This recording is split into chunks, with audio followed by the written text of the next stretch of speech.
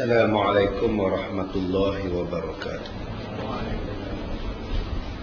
Bismillahirrahmanirrahim. Alhamdulillahi rabbil alamin. Wassalatu wassalamu ala ashrafil anbiya'i wal mursalin wa ala alihi wa sahbihi ajma'in. Qala Allah Ta'ala, a'udzu billahi minasy syaithanir rajim. Wa man yuqa syuhha nafsihi fa ulaika humul muflihun. Sadaqallahul azim. Alhamdulillah, pada pagi ini seperti biasa kita menggunakan kitab Ihfazillah Yahfazka. Kita sampai pada muka surat yang ke 35. Masih lagi membicarakan tentang surah Al-Baqarah. Masih lagi membicarakan tentang hidayah. Kita masih lagi membicarakan tentang ayat yang kedua daripada surah Al-Baqarah. Bismillahirrahmanirrahim. Alif Lam Mim. Dzalikal kitabu la raiba fi hudal lil muttaqin. Inilah sebuah kitab yang tidak ada keraguan di dalamnya, petunjuk bagi orang yang bertakwa. Huda, petunjuk, lil muttaqin, bagi orang yang bertakwa. Mengapa ayat ini tidak mengatakan bagi orang Islam? Huda lil muslimin, petunjuk bagi orang Islam. Kenapa ayat ini Allah mengatakan huda lil muttaqin, petunjuk bagi orang yang bertakwa? Kerana orang-orang Islam itu sendiri terbahagi ke dalam beberapa tingkatan. Sebahagian mereka ada yang melakukan dosa besar, maka orang seperti ini belum mendapat hidayah secara sempurna. Dan ada sebahagian yang lain yang kerjanya hanya berbuat dosa dan maksiat. Orang ini juga belum memperolehi hidayah secara sempurna dan komprehensif. Sebab itulah Allah Ta'ala mengatakan Al-Quran ini hudan lil muttaqin, petunjuk bagi orang bertakwa. Kerana orang yang terlibat dalam dosa, orang yang kekal dalam dosa, orang yang kekal dalam maksiat, dia bukan nak rujuk Quran. Quran ni ada apa pada dia? Menyusahkan dia. Dia nak dengar pun dia tak mau. Nak dengar pun tak mau. Dia kata buat apa pakai Quran? Macam-macam lah alasan yang dia bagi tentang Quran. Tak sesuai lah, tak relevan lah, bukan masanya lah. Orang Arab dulu bolehlah pakai, zaman dulu bolehlah pakai. Sebab dia tidak mau duduk di dalam lingkungan hidayah Al-Quran itu. Bagi orang yang bertakwa, sikit-sikit dia akan rujuk Quran. Apa benda pun dia rujuk Quran. Ini berbeza dengan orang fasik atau berbeza dengan maksiat, orang-orang yang berbuat maksiat. Orang maksiat dia tak akan rujuk Quran, tuan-tuan. Kalau dia rujuk pun pada ayat yang kena pada dia, ayat yang sesuai pada dia, dia pakai. Di antara ayat yang sesuai untuk dia ialah wa'tasimu bihablillahi jami'ah. Itulah ayat yang dipakai tiap-tiap kali. Berpegang teguhlah kamu, bersatu padulah kamu, wala tafarraqu, jangan kamu berpecah belah. Pasal ayat itu kena kat dia. Tapi kalau ayat itu hentam dia kat, nasihat dia kat, ayat itu menyentuh peribadi kat, cepat-cepat dia tolak. Ini yang Allah Ta'ala bertanya kepada kita di dalam Quran, afatu'minuna bi ba'dil kitab wa takfuruna bi ba'd. Apa kamu beriman pada sebahagian kitab dan sebahagian kitab lagi kamu tolak?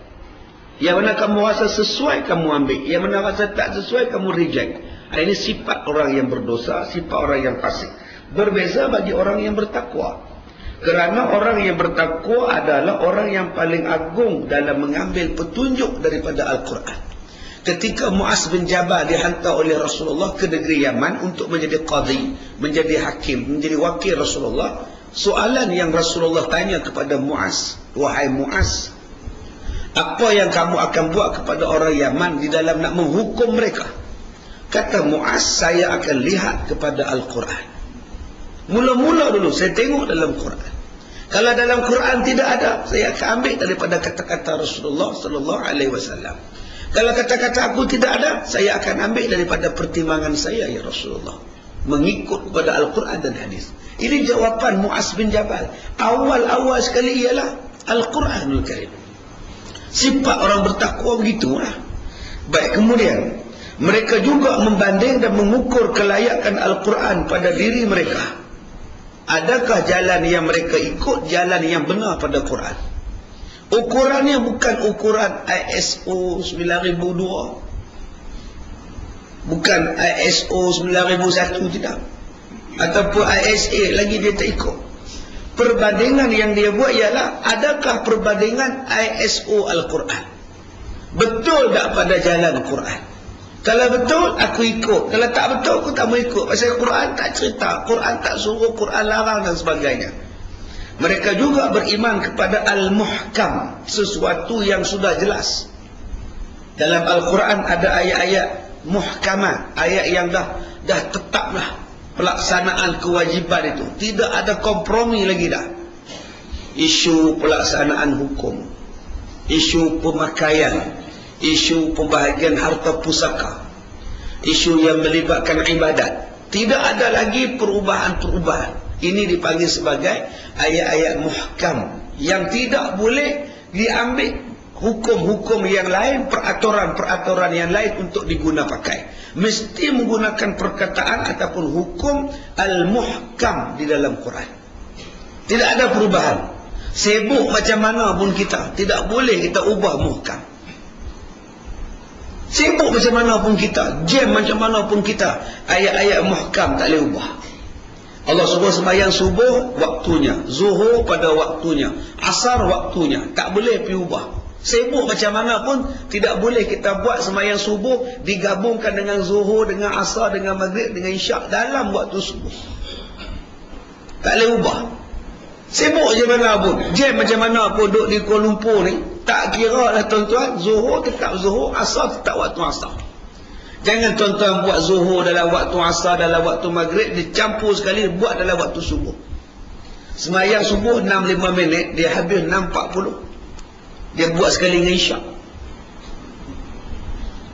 Bila pergi kerja, dia pergi kerja, zuhur dia tak sembahyang, asar tak sembahyang, balik rumah maghrib tak buat, isyak pun tak buat. Bila orang tanya kenapa tak sembahyang, subuh tadi dah buat. Kita perlu hadari, membuat satu pembaharuan, kata dia. Itu dipanggil sebagai ayat muhkam. Ayat muhkam tak boleh ubah. Ayat undang-undang hudud, ayat-ayat qisas, ini dipanggil sebagai ayat muhkam, yang mu'tamad pemberiannya daripada Allah. Yang kedua, beriman kepada ayat-ayat al-mutasyabihat, iaitu sesuatu yang belum jelas atau sama-samar. Tak payahlah kita nak bincang panjang-panjang lebar. Orang yang berjumpa dengan Nabi Musa, yang Nabi Musa menuntut ilmu itu, Nabi Khidir ke, Nabi apa, tak payahlah bincang. Allah kata min ibadina, dia tu hamba kami. Cukuplah kita faham bahawa dia tu hamba Allah. Kalau orang ni kata Nabi Khidir, orang lain ni pula kata bukan Nabi Khidir, tak apalah, janji kita percaya Nabi Musa pergi mengaji dengan hamba Allah. Itu dipanggil ayat mutasyabihat, sebab Allah tak cerita nama orang tu siapa dia. Ataupun Ashabul Kahfi, berapa orang, 7 ke, 8 ke, 5 ke, 9 ke, apa nama Ashabul Kahfi itu kita pun tak tahu.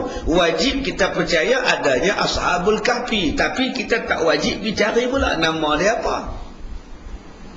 Sebab ada orang yang pergi cari nama Ashabul Kahfi, dia ambil dalam kitab Injil ataupun kitab Bible, dituliskan dia dan dipelekat di pintu rumah dia. Konon-konon tak nak bagi pencuri masuk dalam rumah dia. Ini dipanggil sebagai ayat mutasyabihat. Kita hanya wajib percaya adanya Ashabul Kahfi, tetapi tidaklah disuruh mencari siapa nama-nama dia. Ada orang yang mencari namanya sampai nama anjing Ashabul Kahfi pun dia cari. Boleh jadi betul, boleh jadi tak betul, tapi kita pulangkan balik mutasyabihat itu kepada Allah Ta'ala. Sebab Nabi pun tak sebut, Allah pun tak sebut, maka dia dipanggil sebagai mutasyabihat. Baik, takwa dapat diertikan jika kamu takut kepada Allah kerana cahaya daripada Allah. Apa makna takwa? Takwa maknanya yang pertama sekali, takut kepada Allah kerana cahaya daripada Allah. Bukan takut kerana dapat penyakit, dapat musibah. Takut kerana Allah. Kamu buatlah benda tu nanti dapat AIDS. Kamu hisaplah dada tu nanti dapat AIDS. Orang tu bukan takwa kalau dia berhenti hisap dada. Dia hendaklah berhenti hisap dada kerana Allah larang dia. Sebab hari ni ada orang yang berhenti daripada buat kerja bukan kerana Allah, kerana tak dapat. Kamu dah tak tikam nombor mat. Tak pernah kena buat apa tikam. Dia berhenti tikam sebab tak pernah kena. Cuba kena sekali. Orang macam ni kalau dapat nombor baik punya, mesti dia tikam balik. Nak pergi sembahyang subuh, dia tengok kereta accident, dia ambil nombor. Kok kena kata dia. Tapi kalau orang yang berhenti kerana Allah, tengok kedai nombor pun tidak mau, baca paper bahagian nombor langsung tak baca. Sebab dia benci pada perkataan judi itu. Dia berhenti bertikam nombor, bertikam judi kerana Allah, bukan kerana tidak kena. Itulah takwa. Bagus akak dah pakai tudung kepala. Dulu akak tak pakai. Cantik akak sekarang. Akak pun jawab, macam mana akak tak pakai? Akak sekarang dah beruban. Pakai tudung itu bukan kerana Allah, sebab uban. Itu bukan takwa. Sebab itu bila-bila masa dia boleh buang balik. Sebab pemakaian dia bukan takut pada Allah. Pemakaian dia kerana semua orang pakai. Kalau aku pakai, kan pelik. Aku seorang tak pakai, orang lain pakai, kan pelik bunyi dia. Pakai je lah, sangkutlah tang mana pun. Sebab tu kita tak heran dia sangkut pada waktu pilihan raya ya. Habis pilihan raya dia buang balik, relax dia. Sebab tudung juga dijadikan isu dalam pilihan raya. Maka untuk menutup orang, jangan bercakap tentang isteri yang tak bertudung, letaklah juga, sangkutlah pergi mana pun. Ikutlah kempen laki pergi mana pun. Habis-habis waktu kempen dia buka balik. Sebab apa? Pemakaian dia bukan kerana takut pada Allah. Pemakaian dia untuk menarik pengundi. Ini jauh daripada sifat takwa. Orang yang bertakwa kepada Allah Subhanahu Wa Taala, sama ada ramai-ramai ke, sama ada duduk seorang-seorang ke, dia tetap pegang hukum Allah. Ada orang yang pegang hukum Allah jika duduk ramai-ramai. Tapi bila dia duduk seorang-seorang atau jauh daripada orang yang dia kenal ataupun orang kenal dia, maka dia akan lari daripada peraturan Allah Ta'ala. Orang ini tidak dipanggil sebagai takwa. Yang kedua, takwa itu maknanya ialah mengharapkan rahmat Allah. Saya bila tengok satu penganalisis politik malam pengumuman keputusan pilihan raya, bila dia tengok Kelantan tetap tak jatuh, penganalisis ni berkata, nampaknya rakyat Kelantan lebih memilih syurga daripada pembangunan. Kan pelik tu bunyi dia tuan-tuan. Nampaknya rakyat Kelantan lebih memilih syurga daripada pembangunan. Bengong sungguhlah. Manalah dia mengaji ni tuan-tuan? Kelulusan manalah orang ni? Hidup tuan-tuan ni, matlamat tuan-tuan semua nak syurga. Pembangunan atas dunia ni tara mana sangat. Tak ada nilai langsung yang nikmat dalam dunia ni, dalam syurga tak main lah. Masuk di tepi pintu syurga pun tak layak dunia ni. Nikmat paling besar dalam dunia ni, duduk di kaki pintu syurga pun tak layak. Langsung tak main lah tuan-tuan. Tuan-tuan kata nikmat dalam dunia ni rumah besar. Tuan-tuan kata rumah besar, kolam renang ada, aircon ada, kapet ada, pinggan mangkuk, semuanya ada. Adakah itu nikmat? Tidak lagi. Belum nikmat yang sebenar. Sebab lepas tuan-tuan menggunakan pinggan mangkuk tuan-tuan, tuan-tuan kena basuh pinggan tu. Kalau tak basuh nanti berulat, berkulat. Nikmat apa? Lepas makan sakit perut. Dalam syurga pinggan tak payah basuh sebab tak kotor, tak ada ulat, tak ada kulat, dan perut tak sakit lepas makan. Itulah nikmat. Sekarang tuan-tuan kata kereta tuan-tuan nikmat, rosak kena repair, minyak kena isi, sampai dekat plaza kena bayar tol. Nikmat apa? Jam sengguk-sengguk. Dalam syurga tak ada jam, tak ada minyak, tak ada rosak, tak ada bateri kong, tak ada. Itulah nikmat. Hidup kita, matlamat kita syurga. Ni yang kita nak sebut ni, mengharapkan rahmat Allah. Rahmat Allah di dunia ini, keampunan Allah. Nikmat Allah di dunia ini, kasih sayang Allah. Rahmat Allah di hari kiamat ialah syurga. Memang itulah tuntutan orang bertakwa. Kalau kita tidak mau kepada syurga, saya tak tahulah tuan-tuan orang nak jadi apa. Kerana menganggap syurga dunia lebih mulia dan hebat daripada syurga Allah di hari kiamat. Orang yang menganggap demikian jauh daripada kalimah takwa dan sifat takwa. Dan kamu telah melakukan kebaikan sesuai dengan aturan Allah. Yang ketiga, sifat takwa itu ialah melakukan kebaikan. Kebaikan maknanya ibadat. Kebaikan maknanya perangai, akhlak. Kebaikan itu maknanya sesuatu perkara yang ma'ruf, yang baik. Hendaklah dibuat dengan peraturan Allah. Sebab ada orang yang membuat kebaikan, yang membuat ibadat, yang membuat akhlak yang baik bukan dengan aturan Allah. Oi, dia tu bagus, saya jumpa dia baguslah, isteri dia pun ramah. Nampak? Sifat baik dia sudah ada. Saya bersalam dengan suami dia, saya juga bersalam dengan isteri dia, setiap belaga pipi lagi, baguslah isteri dia. Mereka cukup melayan tetamu. Iyakah? Akhlak itukah yang dikatakan peraturan Allah? Itu bukan akhlak yang baik. Sebab walaupun kamu rasa baik, boleh belaga pipi dengan isteri dia, suami dia tengok senyum je, tersengih je laki dia. Laki dia sporting, mereka bagilah dia orang open lah. Itu bukan open, itu open ke neraka. Peraturan yang baik ialah peraturan dengan peraturan Allah.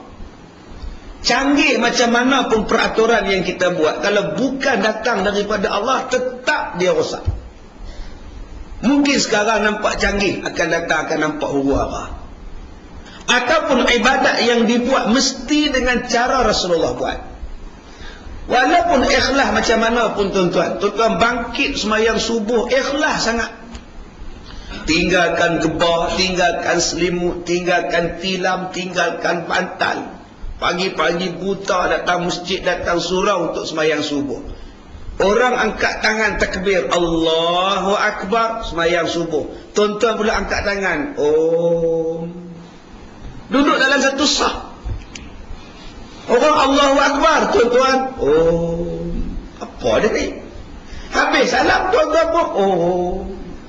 Kita tanya dekat dia, kamu semayang apa doa Om ni? Semayang subuh. Mana ada subuh Om? Janji semayang. Kamu cara kamu, aku cara aku. Itu bukan peraturan Allah. Allah tolak. Allah nak ibadat cara Allah. Tak boleh ubah. Ini dia kata muhkam tadi. Tuan-tuan tidak boleh pergi ambil kemah 4 segi, pergi letak dekat padang depan. Ambil 3 tong drum, letak pula jarak. Pacak kayu tengah-tengah tong drum pula. Kemudian tuan-tuan pakai kain ihram, tuan-tuan tawaf dekat kemah 4 segi. Apa tu haji buat tu haji? Umrah. Ni tawaf ni kata dia. Tawaf ifadah pula. Itu yang 3 ton drum tu apa? Oh, tu tempat saya melontar. Tu Jamratul Ula, Jamratul apa semua tu, sampai Jamratul Sughra, sampai Jamratul Aqabah. Mana boleh buat di sini? Haji mesti buat di Mekah. Ini yang dipanggil sebagai peraturan yang sesuai dengan peraturan Allah. Itu dipanggil sifat takwa.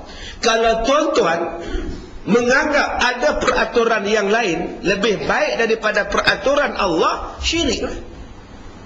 Semalam saya sentuh di surah Kemensah, surah Al-Iman, tentang konsep Al-Quran. Sesuatu yang datang daripada Allah mesti baik. Bila kita anggap ada benda lain yang lebih baik daripada Allah, maka ditolaklah pahaman kita itu. Tuan-tuan rujuk di dalam surah Sabah ayat 23. Qul aruniyal ladzi malhaqtum bihi syuraka kalla bal huwallahul azizul hakim. Katakan Muhammad kepada umat kamu, tunjukkan kepada aku apa-apa yang kamu syirikkan kepada aku. Apa yang kamu syirikkan kepada Allah, Allah kata tunjukkan pada dia. Batu ke, kayu ke, manusia ke, cincin ke, rantai ke, gelang ke, matahari ke, manusia ke, pemimpin ke, yang dianggap sama padan dengan Tuhan. Tunjukkan pada aku nak tengok, kata Allah.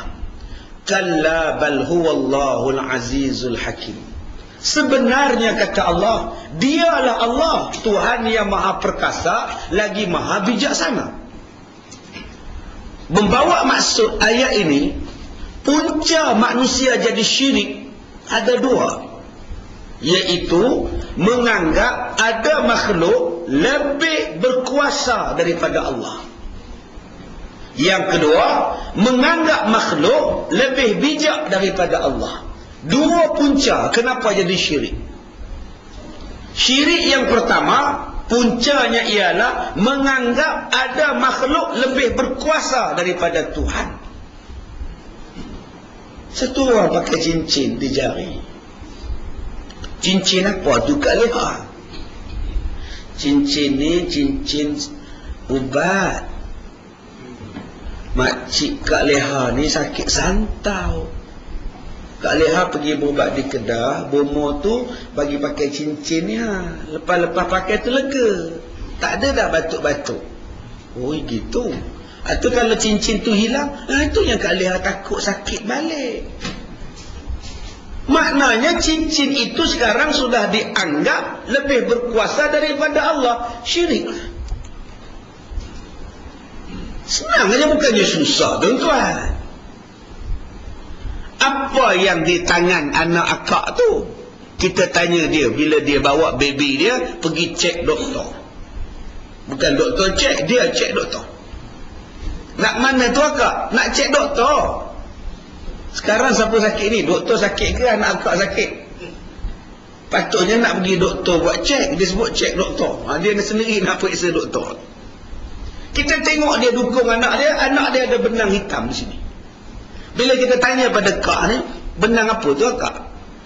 Tak tahulah, Tok Bidat tu datang. Lepas minggu akak bersalin, dia datang lah nguruk akak. Ada ketika pakaikan benang tu, kata dia, yelah kan budak-budak ni nampak benda tak nampak kan. Jadi lepas pakai tu tak nampak lah, kata dia. Tak nangis lah kak, tak adalah nangis-nangis apa. Tu yang kak takut tu, kalau gelang tu, benang tu putus ke apa kan, takut menangis pula.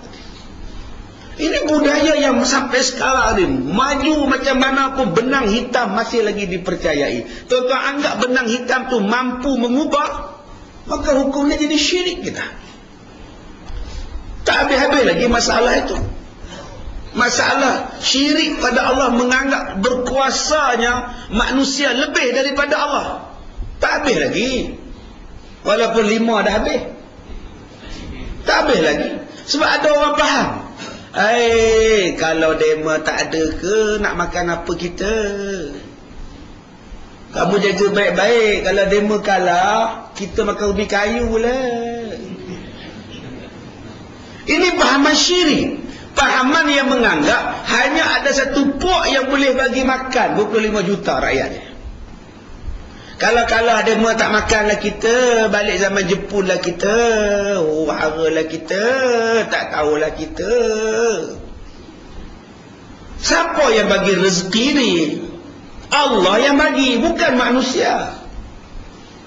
Pahaman menganggap manusia bagi rezeki ni sampai sekarang kuat lagi. Seorang isteri yang tak bekerja, dia gantung harap pada suami dia lebih daripada Allah. Tak tahulah siapa nak bagi makan akak. Selama ni suami akak yang bagi makan. Dia pun dah tak ada, dia dah mati. Tak tahulah akak. Susah hati lah tuan-tuan. Sebab suami dia mati aksiden. Siapa nak bagi dia makan? Dia pula tak kerja apa. Apa susah? Kahwinlah baru. Bersatu, kita teguh. Bercerai, kita kahwin baru. Tak ada jadi hal apa. Ada orang yang bergantung pada anak. Selama ni ustaz dia lah yang hantar saya 500 bulan. Tak tahulah siapa nak hantar balik. Dia dah tak ada. Nak makan apa saya ustaz? Sebelum anak akak kerja, akak makan tak? Sebelum anak makcik kerja, makcik makan tak? Sebelum anak makcik lahir, makcik makan tak? Makan. Siapa yang bagi sebelum anak akak lahir, anak makcik lahir? Allah bagi ada ayat. Ini yang kita kena faham. Sebab ada orang yang tak berani, tuan-tuan. Sebab apa? Sebab dia anggap manusia yang bagi rezeki. Kan itu syirik. Allah soal kepada kita di dalam Al-Quran, qul may yarzuqukum minas samawati wal ard qul lillahi. Katakan Muhammad kepada umat kamu, siapa yang memberikan rezeki kepada kamu daripada langit dan bumi? Jawapannya ialah Allah. Mana-mana orang yang menganggap bahawa manusia yang bagi rezeki, hantu yang bagi rezeki, jin yang bagi rezeki kepada dia, ini perbuatan syirik dan mengakibatkan iman dan ibadatnya sama sekali ditolak dan jauh dia daripada sifat takwa. Allah soal terang-terang dalam ayat tadi, dan Allah sebut rezeki daripada dua, daripada langit, daripada bumi. Dan Allah sebut rezeki daripada langit lebih awal daripada rezeki daripada bumi. Qul may yarzuqukum minas samawat.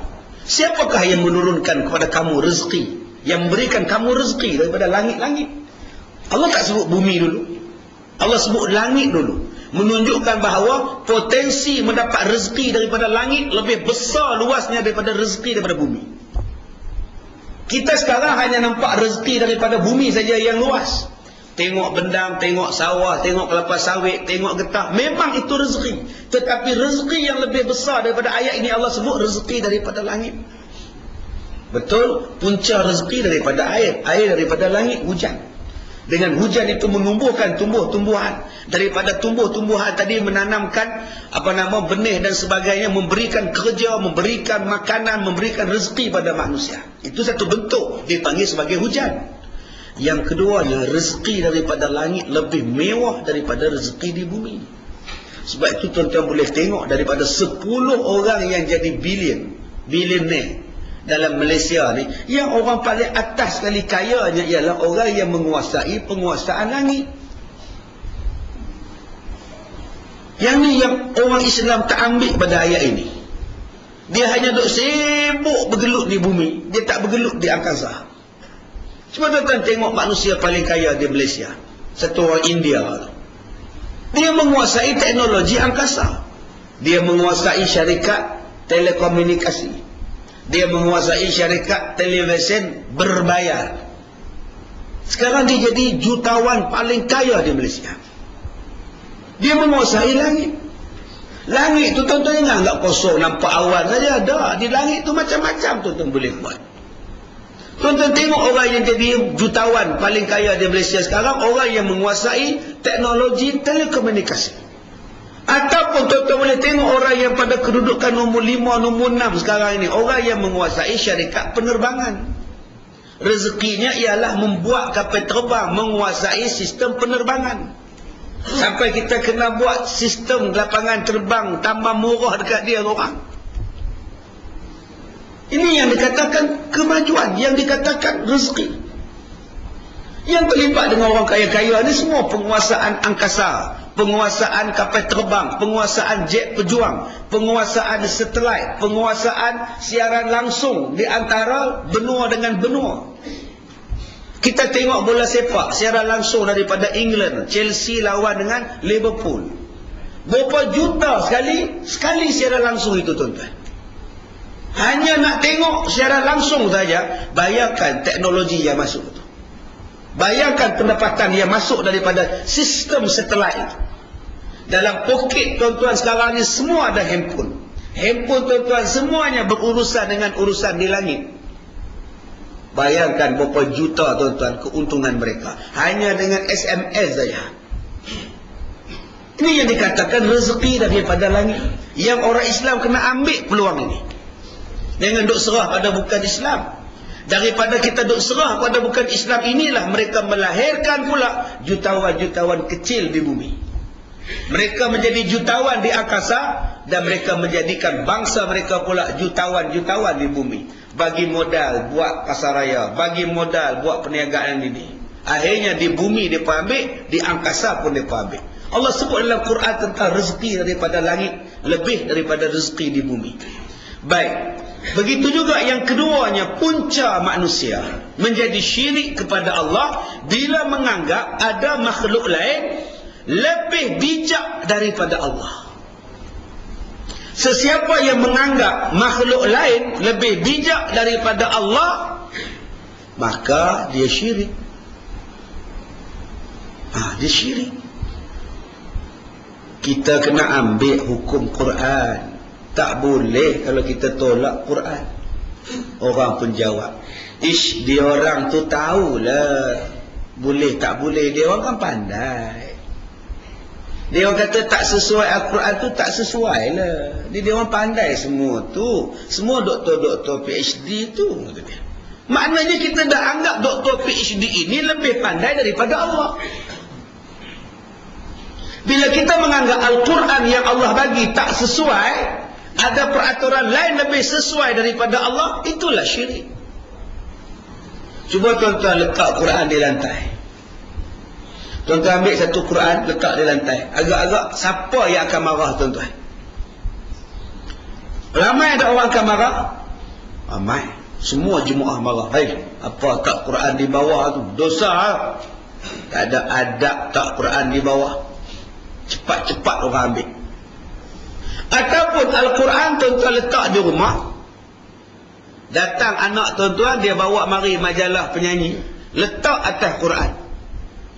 Tuan-tuan marah tak? Apa ni letak mangga atas Quran? Biadab betul budak ni. Kita marah juga kalau orang letak benda lain atas Quran. Marah tuan-tuan. Saya masa mengaji dulu, letak pen atas Quran pun ustaz marah. Letak pen saja, tak ada adab. Letak pen, apatah lagi letak benda lain. Sebab tu di rumah kita orang Melayu ni, Al-Quran paling tinggi sekali. Tak boleh rendah-rendah. Tak, almari tu, di atas almari Quran. Tu yang sebab jarang baca Quran. Duduk di atas. Nak baca tu kena pergi kerusi dulu. Ambil panjat baru pergi baca pula. Pergi letak pula lah. Jatuh kerusi tu, patah kaki. Lepas tu tak baca dah, tunggu dia mati baru baca balik. Cukup, tak boleh letak di bawah. Tak boleh Quran di bawah, benda lain di atas. Kita cukup pantang. Tetapi bila duduk di alam yang nyata, sekarang peraturan Al-Quran di bawah, undang-undang orang putih di atas. Siapa pun tak marah. Relax. Letak Al-Quran di bawah, majalah hiburan di atas, kita marah. Dalam negara kita sekarang, perlembagaan Quran di bawah, perlembagaan lotrik di atas Al-Quran. Kenapa tak marah? Bukankah itu syirik? Kerana menganggap perlembagaan yang dicipta oleh manusia yang bernama lotrik lebih elok daripada penciptaan perlembagaan Al-Quran yang diturunkan oleh Allah, Tuhan kita. Sekarang siapa Tuhan ni? Lotrik ke Allah? Macam tu kita nak mengaku kita bertakwa, jauh tuan-tuan. Selagi mana kita menganggap bahawa apa yang dicipta oleh manusia lebih baik daripada apa yang dicipta oleh Allah. Baik, kemudian dengan harapan kamu akan memperolehi pahala daripada Allah. Dan kamu juga yang keempat, makna takwa ialah menghindari keburukan, menghindari kejahatan, menghindari benda haram, berkat cahaya daripada Allah kerana kamu takut kepada siksanya, takut kepada neraka. Itulah dia makna takwa. Yang pertama, makna takwa ialah takut kepada Allah kerana Allah, berhenti buat maksiat kerana Allah, bukan kerana sebab lain. Kenapa akak dah berhenti jadi pelacur akak? Sebab akak dah tua, tak ada pelanggan dah. Tak mahu dia. Bukan macam itu alasan berhenti. Kerana apa pakcik dah berhenti minum arak pakcik? Pakcik sakit jantung, doktor nasihatkan berhenti. Kalau doktor tak nasihatkan berhenti, pakcik minum juga. Ini bukannya takwa. Yang kedua, takwa itu maknanya ialah melakukan sesuatu ibadat, kebaikan mengikut hukum syarak.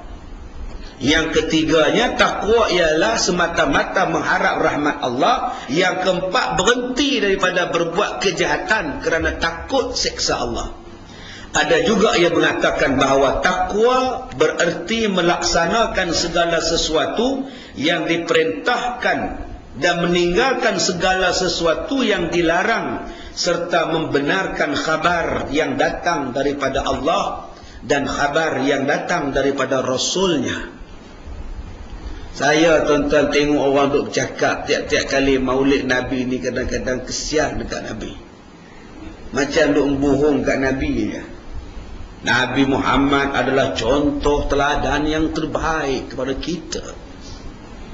Maka marilah kita sama-sama mengikut junjungan kita Rasulullah sallallahu alaihi wasallam. Ya ke tuan-tuan? Masa ucapan maulud saja cakap macam itu. Keluar maulud, habislah. Yang mana pakai tudung dilondehkan balik. Tadi masa majlis maulud tak salam dengan perempuan, habis-habis maulud salam balik. Di mana dia kata ikut Nabi tu? Sebelum laki-laki bersalam dengan perempuan yang bukan mahram, patut dia tanya dulu, Nabi ada salam tak?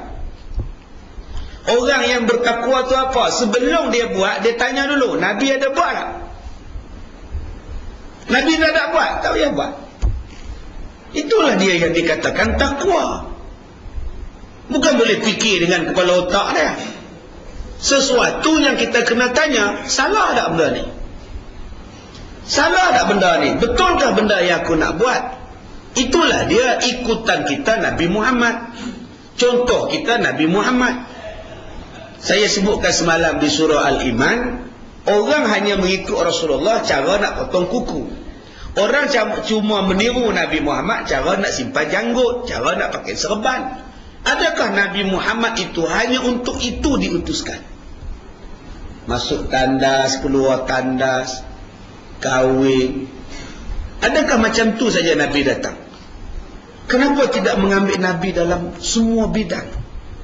Bidang perbandaran cara Nabi, diplomatik cara Nabi, perniagaan cara Nabi, politik cara Nabi, pergaulan dalam masyarakat berbilang bangsa cara Nabi. Nabi itu kan semuanya benda tu ada pada hidup Nabi. Al-Quran yang kita baca itu dipanggil Al-Quran yang tak berjalan. Yang perlu dibaca baru kita boleh tahu. Itu dipanggil Al-Quran tidak berjalan. Al-Quran yang berjalan ialah Nabi Muhammad. Macam Al-Quran yang bergerak. Kenapa tak ditiru cara Nabi itu? Mungkin kita tidak faham lebih mendalam tentang Al-Quran, tetapi kita boleh faham tentang hadis Nabi, cara Nabi, perbuatan Nabi. Dan apa yang Nabi buat itulah gambaran dan jelmaan daripada Quran dalam sistem kehidupan. Bila manusia menganggap Nabi ni hanya sesuai zaman dulu, kalau ustaz nak ikut Nabi ustaz, nanti ustaz balik ke Ipoh, ustaz naik unta. Sebab zaman Nabi tidak ada kereta. Kalau Nabi ada kereta, Nabi pun naik kereta. Zaman itu cuma ada unta dan kuda sebagai kenderaan yang pantas. Yang paling pantasnya ialah kuda. Sebab tu Nabi Muhammad naik Isra' Mi'raj dengan buruk. Yang kuat, yang pantas, yang tegap. Kenapa Nabi tak naik unta pergi ke Isra' Mi'raj? Kerana kenderaan yang paling elok pada masa Nabi nak Mi'raj ialah buruk.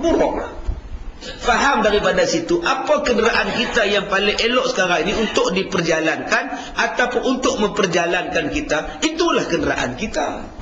Tak payahlah tuan-tuan naik basikal daripada Perak pergi Ipoh, daripada Perak pergi KL pergi Ipoh. Tak payahlah. Apa kenderaan yang paling pantas sekarang selain daripada basikal? Motor. Kalau lebih baik pada motor, kereta. Silakan naik kereta. Sebab Nabi dah tunjuk pada kita kenderaan yang paling pantas, yang paling kuat, paling elok, buruk. Ketika Mi'raj, buruklah.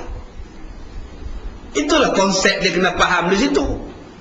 Bukannya kena naik unta juga nak tiru Nabi. Tidak. Mengikut kepada keadaan semasa. Apa yang terbaik kepada kita, apa yang terelok pada kita, itulah sunnah Rasulullah sallallahu alaihi wasallam. Baik, sebahagian lagi mengatakan bahawa melakukan amal-amal ketaatan dan meninggalkan kejahatan. Abu Talib, Ali bin Abi Talib radhiyallahu an mengatakan, al-khawfu minal jalil wal amalu bit tanzil wal ridha bil qalil wal isti'dad li yaumir rahil. Apa makna takwa? Menurut pendapat Sayyidina Ali, bahwasanya al-khawf minal jalil, takut kepada Allah, zat yang maha agung. Orang yang bertakwa bila sebut nama Allah menggetar hatinya. Orang yang baik kalau sebut nama Allah menggetar hati dia. Macam yang berlaku pada Nabi bila Nabi duduk menyandar dekat sebatang pokok, tiba-tiba datang orang kafir, letakkan pedang di bawah tengkuk Nabi Muhammad. Nabi duduk menyandar berehat. Datang seorang yang musuh Nabi, letak pedang di tengkuk. Muhammad, sekarang siapa yang boleh selamatkan kamu daripada pedang aku? Nabi Muhammad jawab, Allahu Rabbi. Allah Tuhan aku yang boleh menyelamatkan aku daripada pedang. Bila sebut Allah yang boleh selamatkan, pedang terjatuh, tuan-tuan. Menggetar hati dia, walaupun dia belum Islam. Kita macam mana, tuan-tuan? Disebut kalimah Allah dalam benda maksiat, tak menggetar pun hati. Penyanyi popular jatuh kepada, bila dapat saja anugerah, alhamdulillah, syukur pada Allah. Dengan baju tak pakai baju dalam, bentang dada saja, baju atas tak ada meskerak dada ni, syukur pada Allah, kerana ini adalah anugerah pada Allah. Tuan boleh bayang tak? Menyebut nama Allah dalam keadaan yang sangat hina itu, langsung tidak ada perasaan takut kepada Allah, itu bukan takwa. Seolah-olah Allah meredai perbuatan itu. Yang kedua, wal amalu bit tanzil, mengamalkan kitab yang diturunkan, itu takwa nombor 2. Ittabi'u ma unzila ilaikum mir rabbikum, ikutlah kamu dengan apa yang telah diturunkan kepada kamu oleh Tuhan kamu. Allah kata ikut Quran. Kalau kita sekarang tidak mengikut Quran, belum tentu kita bertakwa. Syarat takwa, kata Imam Ali, Sayyidina Ali. Sebab tu tuan-tuan, saya kadang-kadang seronok dengan perubahan-perubahan yang tak disangka-sangka. Yang kalah pun tak sangka. Yang kalah pun tak sangka kalah. Menung, betul ke aku kalah? Sekarang ni gelak seorang-seorang, diam seorang-seorang tu, tak apa nak percaya lagi. Yang menang tu pun tak sangka menang. Menung, betul ke aku menang? Dia tarik rambut dia, dia cubit, betul ke? Yang menang tak sangka, yang kalah pun tak sangka. Perubahan-perubahan yang drastik. Cuma kita takut perubahan ini berlaku sebentar atau bermusim, kerana tidak bersandarkan dan didasarkan kepada akidah. Perubahan ini berdasarkan kerana marah. Marah aja. Sana naik, sini naik, tak lalu aku nak bayar. Semuanya mahal. Bayangkan nanti kalau turun, marah lagi, Pak. Pak tak marah dah. Tak marah dah. Buatlah. Kita takut macam itu. Hari ini perubahan berlaku kerana apa? Kerana terlalu tak larat nak dengar lah. Buka paper, ya Allah, duk kutuk orang Melayu tak habis. Buka tali beset, duk kutuk bangsa sendiri, apalah. Kita pun rasa jemu dah, naik berbulu dah mata. TV tak tengok, paper tak baca. Kalau baca paper pun sokan je, Lee Chong Wei, baca Chong Wei je. Manusia berubah kerana marah. Bayangkan nanti kalau marah tu hilang. TV cerita yang baik-baik aja, paper yang baik-baik aja. Dia akan berubah balik. Sebab itu perubahan yang hakiki, perubahan yang dikehendaki ialah perubahan yang didasarkan kepada akidah, perubahan yang didasarkan dengan takwa. Dia takkan berubah sampai bila-bila. Sebab itu tanggungjawab kita sekarang, tuan-tuan, ialah menang satu hal, berjaya satu hal, tapi jangan lupa penekanan ilmu, penekanan tarbiyah, penekanan akidah, penekanan supaya manusia menjadi bertakwa, supaya kekal perubahan itu. Bila perubahan hanya bersandar kepada marah, bila marah hilang, bertukarlah balik. Bila marah kerana barang naik, kalau barang turun, hilanglah balik. Marah kerana tak dapat 2,000, kalau dapat 4,000, minta 2,000 pun tak bagi. Apalah, bagilah anak-anak sekolah yuran tu pun, bagilah 2,000, untuk dia umum 4,000. Bagi juga ya. Sudah tuan-tuan. Sebab itu manusia yang baik, hang bagi 2,000 kah, hang bagi kem batik kah, hang buat projek jambatan kah, hang buat bagi kem pelekat kah, hang buat masjid kah, buat, silakan buat, tapi tetap kami memilih yang ini. Ini yang dikatakan akidah, nak sampai pada tahap itu.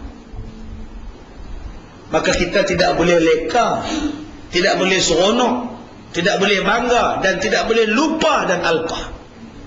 Yang pentingnya ialah usaha takwa, usaha tarbiyah, usaha pendidikan wajib berterusan. Yang ni yang kita lupa, takut kita lupa. Yang ketiga kata dia, warida bil qalil, reda dengan sedikit. Takwa tu apa? Reda dengan sedikit. Bila sedikit pun tak reda, banyak pun tak cukup, jauh daripada sifat takwa. Orang yang bertakwa sikit-sikit, alhamdulillah. Sihat pun alhamdulillah. Sakit pun alhamdulillah. Masya Allah, pelik sungguh orang Islam ni. Sihat alhamdulillah, sakit pun alhamdulillah. Nabi Muhammad kalau dia jumpa orang, Nabi Muhammad tanya, ya, Nabi Muhammad tanya, apa khabar? Kaifa hal? Nabi tanya, apa khabar? Baik, jawab laki-laki. Apa khabar? Baik. Apa khabar? Baik. Berkali-kali Nabi tanya, apa khabar? Baik. Apa khabar kamu? Baik, alhamdulillah. Baru Nabi tak tanya. Selagi mana boleh sebut alhamdulillah, Nabi tanya. Nabi nak dengar perkataan Allah saja daripada mulut kita.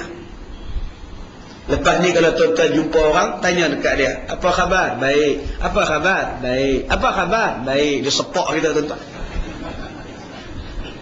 Cuma kita buat, asal jawab alhamdulillah, asal jawab insya-Allah. Ini masalah dia macam Allah tak ada. Cakapnya takabur, seolah-olah Allah tak ada. Tidak ada kuasa yang boleh menumbangkan kita. Sudah tuan-tuan. Tumbang beletak jawatan tu. Tuhan tu ada. Tidak ada perkataan insya Allah. Inilah dia bakal menteri besar kita. Sikit-sikit bakal kita. Tuk-tuk 2 seat kalah. Parlimen kalah, Dun pun kalah. Di mana perkataan insya Allah itu? Kamu tidak bergantung pada Allah macam mana Allah suka. Seolah-olah Allah tidak ada mampu nak takbir, nak letak. Tak. Bukankah Allah dah sebut dalam Quran, dalam tahlil yang tuan-tuan bacakan itu, wa tu'izzu man tasya wa tuzillu man tasya. Allah boleh angkat orang, Allah boleh turunkan orang. Benda itu terlalu mudah bagi Allah. Bila manusia yang bertakwa kepada Allah, dia gantung pada Allah, dia tak gantung pada manusia. Bila manusia itu tidak bertakwa, pergantungan itu sudah hilang. Bila dia sudah hilang, dia akan jadi lemah, dia bukan jadi kuat. Orang yang bergantung pada Allah cukup kuat walaupun sikit. Orang yang bergantung sesama makhluk jadi lemah walaupun ramai makhluk yang menolongnya. Baik, yang keempat, wal isti'dad li yaumir rahil, dan mempersiapkan diri untuk hari kematian. Apa dia takwa? Mempersiapkan diri untuk kematian. Orang yang baik-baik kalau mati sekarang pun tak apa. Orang bertakwa ni kalau dia mati sekarang pun tak apa, dah ready lah. Cuba kita tanya pada diri kita masing-masing, kalau aku mati sekarang, boleh tak? Nabi Muhammad bila malaikat maut datang di rumah dia, ketuk pintu Nabi Muhammad. Nabi tanya siapa? Siti Fatimah tanya siapa? Saya nak jumpa Rasulullah. Muhammad, Rasulullah sakit. Dia tak nak jumpa, dia tak boleh jumpa orang. Bangkit pun tak boleh, buka mata pun tak boleh tu.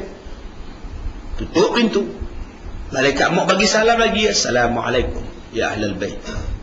Buka lagi Fatimah, kamu lagi kan saya dah cakap Nabi sakit. Buka lagi sekali, kan aku dah cakap Nabi sakit. Rasulullah dengar perkataan itu, Rasulullah tanya siapa tu Fatimah. Entahlah Rasulullah, aku tak pernah tengok lah orang tu. Bila saya tengok dia saya gerun Rasulullah. Tak pernah tengok, entah daripada mana datang, saya tak tahu. Kamu tak kenal ke Fatimah? Tak kenal ke dia? Tak. Itulah dia, orang yang makhluk Allah yang meramaikan kubur. Itulah makhluk Allah yang kerjanya meramaikan kubur, yang kerjanya mengurangkan orang di dunia. Itulah makhluk Allah yang memutuskan kelazatan dan kenikmatan dunia. Fatimah itulah malaikat maut. Bila dengar malaikat maut datang, Fatimah pengsan, tuan-tuan. Adakah Rasulullah nak meninggalkan kami? Kata Rasulullah, ya. Dengar kata nak meninggalkan kami, pengsan Fatimah. Bila sedar daripada pengsannya, malaikat maut sudah ada dalam rumah dia. Nabi tanya kepada malaikat maut, apa tujuan kamu datang? Adakah datang nak ziarah aku atau datang nak cabut nyawa aku? Kata malaikat maut, kedua-duanya. Aku datang untuk ziarah kamu dan aku datang untuk cabut nyawa kamu. Itu pun kalau kamu izinkan wahai Muhammad. Itu pun kalau kamu izin. Mulia sungguh Nabi Muhammad. Sampai Allah Ta'ala tanya pada dia. Kalau dia izin, cabut. Kalau dia tak izin, tangguh dulu. Khas untuk Nabi ya. Kalaulah tuan-tuan balik ke rumah pukul 8 pagi nanti, sampai ke rumah, malaikat duduk cokoh atas kursi. Baru balik kuliah subuh haji. Ya, kamu siapa? Malaikat maut. Aku datang nak cabut nyawa kamu. Kamu izin tak? Agak-agak tuan-tuan nak jawab apa? Pasal tak payah lagi lah kot. Dengar ceritanya orang sebelah tu pun dah sakit lama. Kamu pergi cabut je dulu lah. Maknanya kita belum membuat persiapan. Kalau orang bertakwa, dia rasa kalau mati sekarang pun tak apa. Soalan inilah yang kita kena tanya dalam diri masing-masing. Aku bersedia akan mati. Tuan-tuan jangan anggap kubur tu tempat yang menyakit, tempat yang mengazabkan semata-mata. Kubur juga ada tempat nikmat, tempat istirahat yang kekal abadi. Jangan anggap kubur itu tempat ular saja, tempat kala jengking saja. Dalam dia juga ada taman-taman syurga. Dan itulah tempat rehat buat sementara sebelum sampai di akhirat. Kalaulah kita orang bertakwa, tak apa, mati pun tak apa, saya bersedia. Sebab kita rasa dosa besar kita tak buat. Dosa dengan mak bapak kita dah minta maaf. Dosa dengan isteri kita dah minta ampun. Dengan kawan-kawan kita semua kita baik. Tak ada siapa pun yang kita busuk hati dengan dia. Tidak ada seorang pun yang kita hasad dengan dia. Pernah tak tuan-tuan sebelum tidur malam, sebelum tuan-tuan tidur malam, tuan-tuan bangun, tuan-tuan menghadap pada Allah, ya Allah, aku maafkan semua dosa orang pada aku. Tidak ada dosa mereka dengan aku ampunkan mereka. Aku ampunkan Makcik Leha. Aku ampunkan Pakcik Nawak. Aku ampunkan Pak Mat Tempe. Pernah tak kita minta, kita cakap macam tu? Walaupun mereka menyakitkan hati aku, tapi aku maafkan mereka ya Allah. Ampunkanlah mereka ya Allah. Tidak. Kemudian tidak. Siapa yang boleh buat macam tu? Tuan-tuan tahu tak, itulah amalan seorang sahabat Nabi yang Nabi kata dijamin syurga orang itu. Nabi tengah mengajar, tiba-tiba Nabi stop mengajar. Nabi kata, kamu nak kenal ada ahli syurga? Kata sahabat, ya. Kamu tunggu sekejap, nanti dia datang. Semua orang menumpu ke arah pintu. Tiba-tiba seorang laki-laki masuk. Mereka pun faham, itulah laki-laki itu. Besok Nabi mengajar lagi. Nabi kata, kamu nak kenal tak ahli syurga? Ya Rasulullah, tunggu sekejap, nanti dia masuk. Masuk laki-laki yang sama 3 kali berturut-turut. Seorang sahabat Nabi minta izin pada Nabi untuk bermalam di rumah laki-laki itu. Izinkan saya Rasulullah nak tidur di rumah dia, nak tengok ibadat macam mana dia buat. Dia begini dulu, Tuan, boleh tak saya duduk di rumah Tuan barang semalam dulu? Tak apa, mai rumah saya tak ada siapa, mai lah. Tapi asru pun tak ada lah, mai lah, tak ada apa. Jadi tuan-tuan, sahabat Nabi ni usaha tak tidur. Sebab apa dia tak tidur? Dia nak tengok apa hamba Allah ni buat. Dia tengok biasa sangat. Sembahyang malam 2-3 rakaat aja. Baca Quran pun sebelum tidur aja. Tak ada kata bangkit pukul 2 pagi sembahyang sampai pukul 6. Taklah kata baca Quran 24 jam, biasa aja. Aku lagi banyak, kata kawan ni. Bila dia dah nak balik, nak berpisah dengan ahli syurga tadi, dia terserang kepada laki-laki itu. Rasulullah kata, kamu ni ahli syurga. Alhamdulillah. Aku tumpang di rumah kamu ni sebab aku nak tengok apa amalan yang kamu buat. Tapi aku tengok amalan kamu biasa aja, simple aja. Kata dia, apa yang kamu tengok itulah yang aku selama ini. Tak ada lebih, tak ada kurang. Yang kamu tengok selama 2-3 hari kamu duduk rumahku ini, itulah aku. Maka sahabat Nabi ni pun sampai di muka pintu.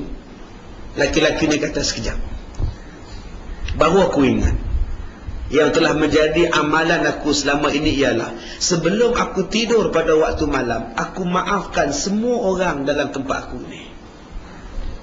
Tak ada aku simpan benci, perasaan hasad, dengki, khianat. Walaupun mereka kutuk aku ke, mereka marah aku ke, aku tak pernah simpan kemarahan dalam hati aku. Dan aku maafkan semua mereka. Mungkin itulah yang menyebabkan aku termasuk sebagai ahli syurga. Boleh tuan-tuan kalau kita buat macam itu?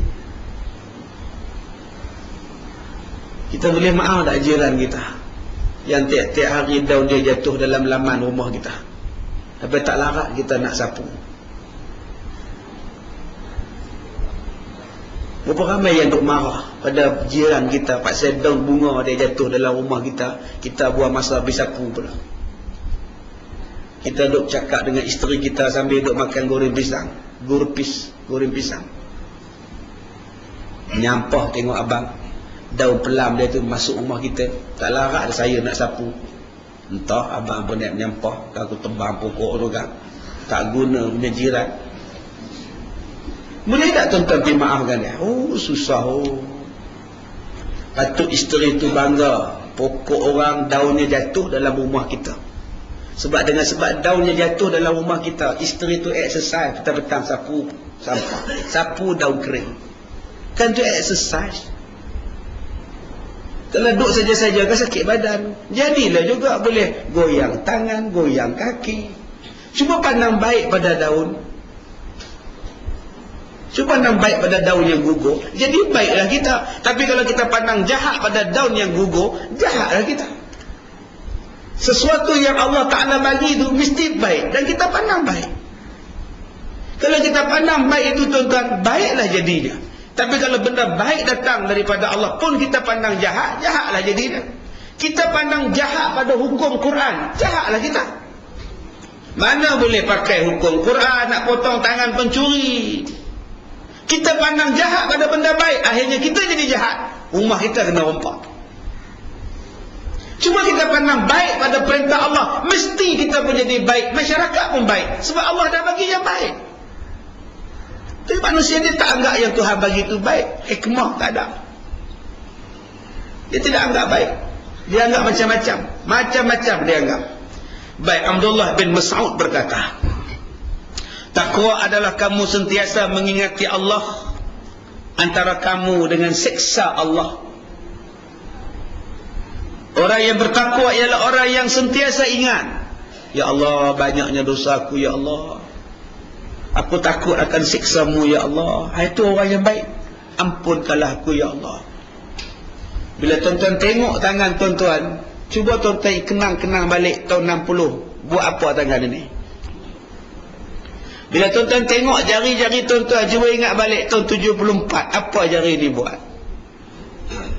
Bila tuan-tuan kenang-kenang apa yang tuan-tuan buat dengan jari ini tahun 90, kenang balik. Setiap jari kita tu buat mesti ada akibat. Walaupun kerja kita hanya melukis 2 garisan saja, pun Allah akan soal. Tuan-tuan ada pen, tuan-tuan ambil pen, tuan-tuan pergi lukis dekat dinding jamban, pergi tulis macam-macam kat tanda tu. Walaupun orang tak nampak, Allah rekod. Pernah tak tuan-tuan minta maaf balik atas tulisan di dinding tanda itu? Jari kita lupa. Macam mana kita lupa pada kuku yang kita potong 10 tahun dulu. Tuan-tuan pun tak ingat dah tak mana tuan-tuan potong kuku tu, pukul berapa, jam berapa, hari apa, tak ingat dah. Tapi Allah masih ingat. Begitu juga dengan dosa yang diperbuat oleh tangan kita. Belum kita kahwin, kita dah pegang dah tangan isteri kita. Belum kahwin, duk tunang lagi. Naik motor sekali dah, naik kereta sekali dah, pergi tulis nama atas batu, pergi Kuala Kubur, tulis nama atas batu, duk merendak dua orang balik batu tu. Kita lupa lah. Kita lupa saja tak boleh, melainkan melupakan dia dengan taubat pada Allah. Ya Allah, aku tak mau kenang benda-benda dosa tu, ya Allah, ampunkanlah aku, ya Allah. Lupa dalam bentuk taubat, bukan lupa dalam bentuk ditinggalkan begitu saja. Dan berkata Umar Al-Khattab, Ubay bin Ka'ab, Umar berkata kepada Ubay bin Ka'ab, wahai Ubay, sebutkan kepada aku ciri-ciri takwa. Umar orang hebat, orang nombor 2 kanan lepas Abu Bakar, bapa mertua Rasulullah. Orang hebat tuan-tuan. Hebat dia tidak menghalang dia untuk tanya kepada Ubay bin Ka'ab. Itulah dia rendah diri. Ilmu ni bukan letak pada jawatan, ilmu ni bukan letak kepada kebijaksanaan.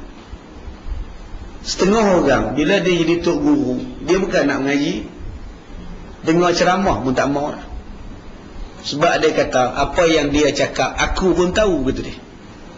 Tu yang boleh semayang, semayang isyak boleh, semayang maghrib boleh, berjemaah. Bila start tok guru dia pun belah. Bila start tok guru mengajar dia pun belah balik. Sebab apa? Bila orang tanya, "Ai ustaz, tak dengar kuliah ustaz?" Ish, tak apalah kot. Hak dia mengajar tu pun saya ada ajar.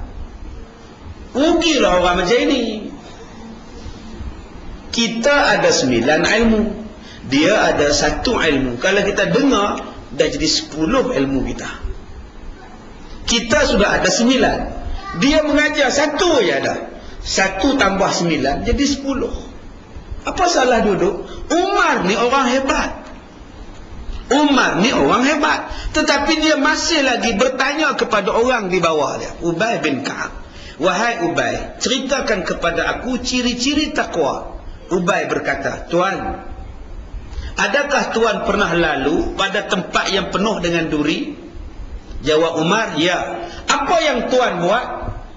Bila lalu di atas kaca yang pecah, atas gelas yang pecah, ataupun kawasan lantai yang penuh dengan paku, kaca, apa Tuan buat? Jawab Sayyidina Umar, aku mesti berhati-hati. Aku akan menyingsingkan lengan baju, aku akan angkat kaki semua, aku akan berhati-hati supaya tidak terpijak duri. Kata Ubay bin Ka'ab, itulah takwa. Berhati-hati bila nak buat kerja, berhati-hati bila bercakap, berhati-hati bila berjalan, berhati-hati bila melakukan ibadat, berhati-hati bila berkata-kata, berhati-hati dalam segala benda supaya jangan melanggar perintah Allah. Maka itulah dipanggil sebagai takwa. Di tengah-tengah kuliah tadi saya sebut orang bertakwa tu apa? Orang yang bertanya sebelum bercakap, boleh tak aku cakap ni? Betul ke tidak? Orang bertakwa tu ialah sebelum bersalam dia tanya dulu, boleh tak aku bersalam ni? Orang bertakwa tu akan berkata, akan bertanya tiap-tiap satu benda yang dia akan buat ataupun dia akan kata. Itulah ciri-ciri takwa. Siapa-siapa menghentam saja buat tanpa rujuk kepada Allah dan Quran, pada hadis dan Nabi, maka orang ini jauh daripada sifat-sifat takwa. Baik, cukup sekadar tuan, kita akan masuk beberapa faktor dalam meraih ketakwaan kepada Allah pada kuliah-kuliah yang akan datang insya-Allah. Itu pun kalau kontrak disambunglah. Kalau tak disambung nak buat macam mana? Sambung ya. Wallahu a'lam. Kita sudahi dengan surah Al-Asr. Bismillahirrahmanirrahim. Innal insana lafi khusr.